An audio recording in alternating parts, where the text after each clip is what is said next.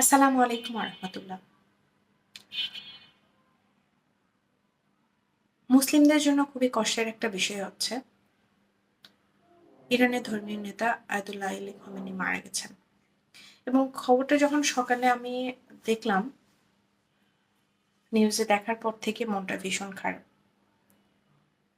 একজন ধর্মীয় নেতা যে পুরো মুসলিম বিশ্বকে নেতৃত্ব দিচ্ছিলেন, কারণ উনি ছাড়া আজ পর্যন্ত এই যে গাজাতে যে যুদ্ধ হচ্ছে, ইসরায়েলিরা যে গাজার বাহিনীকে গাজার মানুষজনকে মেরে ফেলছে, এটা নিয়ে প্রতিবাদ বা মানে একটা কথা বলার মতো কাউকে আমি খুঁজে পাইনি আজ পর্যন্ত। যখন ইসরায়েলিরা ফিলিস্তিনিদের সেই নিষ্পাপ বাচ্চাগুলোকে মেরে ফেলছিল, আমি অনলাইনে দেখছিলাম আর চোখ দিয়ে পানি ঝরছিল।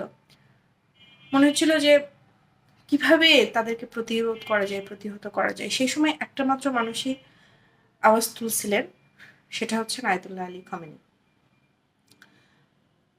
আমার প্রতিবাদের ভাষা কিন্তু খুবই সহজ।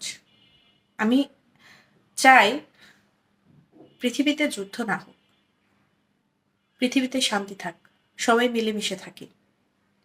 কিন্তু যে পরিস্থিতি তৈরি হয়েছে, তাতে হয়তো বা কেয়ামতের লক্ষণ খুবই সুস্পষ্ট। মালহামা চলে আসতে যাচ্ছে এবং আমরা খুবই খারাপ দিকে চলে যাচ্ছি। আমাদের আমাদের ভবিষ্যৎ প্রজন্মকে আমরা খারাপের দিকে ঠেলে দিব হয়তোবা। এখন বলতে চাচ্ছিলাম যে মুসলিমদের নিয়ে অনেকেই হচ্ছে মুসলিমদের নিয়ে অনেকে উপহাস করছে এই সেন্সে যে তারা এই এই এই কয়জন মানুষ বা এত অল্প সরঞ্জাম, এত অল্প যুদ্ধের সরঞ্জাম, অল্প কিছু নিয়ে কিভাবে তারা যুদ্ধ করবে।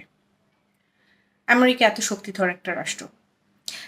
আমার আমার ফেসবুকে একটা হিন্দু ছেলে কমেন্ট করেছে যে তারা সরাসরি ইসরায়েলকে সাপোর্ট করছে এবং তারা সে লিটারালি আমার ফেসবুকে অনেক আজে বাজে কথা লিখেছে আমার একটা পোস্টে, যে ভালো হয়েছে ইরানকে গালি দিয়ে।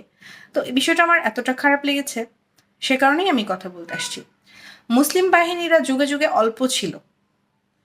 যেমন আমি যদি বদরের যুদ্ধের কথা বলি, মাত্র 313 জন সাহাবি নিয়ে কিন্তু কোরাইশদের 1000 জনকে প্রতিহত করছিল এবং মাত্র 14 জন সাহাবা শহীদ হয়েছিলেন সেই যুদ্ধে, আর কোরাইশদের মারা গেছিল 70 জন। তো এখানে দেখুন, যদি রেশিওটা আমি করি তাহলে মুসলিমরাই কিন্তু জয়ী হয়েছে। আবার উহুদের যুদ্ধের কথা বললে এখানে 717 বা সামথিং এরকম ছিল মুসলিমদের বাহিনীতে, কিন্তু কুরাইশরা ছিল 3000 জন। তারপরেও কিন্তু উহুদের যুদ্ধে মুসলিমরা জয়লাভ করেছিল। তো যারা মুসলিমদের নিয়ে মক করছেন, উপহাস করছেন, তাদের নিয়ে বলতে চাই যে মুসলিমরা তাদের মনে যে সাহস, শক্তি, বল, এটা নিয়েই কিন্তু জয়ী হতে পারবে।